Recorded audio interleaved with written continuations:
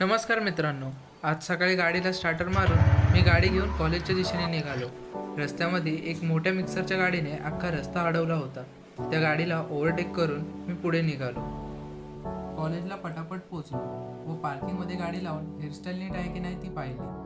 क्लासकडे धाव घेताना वाटेत मला माझे सिनियर इव्हेंटसाठी रील बनवताना सापडले.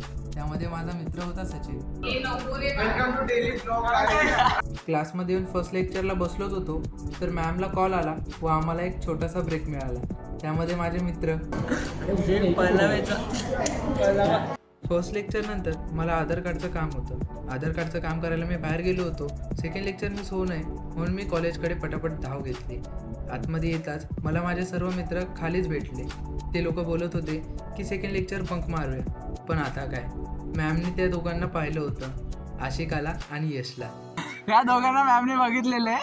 आज तुमचं तुम्ही बघून घ्या. कोण? मैं बच गया था, ये दिख गया. लेक्चर बंक केला होता म्हणून थोडीशी मस्ती करून आम्ही आमच्या घरी जायला निघालो. तर रस्त्यामध्ये आम्हाला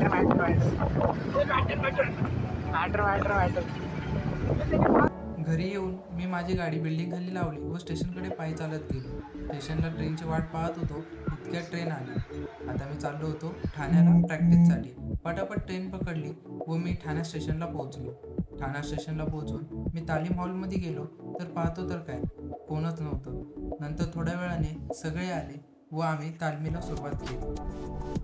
तालीम संपली व आम्ही आपापल्या घरी जायला निघालो. स्टेशनला मला असे काही दृश्य सापडले. हो मिजा मेरे लिए मन्नत मांग, मन्नत में मेरे लिए जन्नत मांग. माझ्या दोस्तीतून काय पाहिजे किंमत सांग, सगळ्या देवाकडे सुख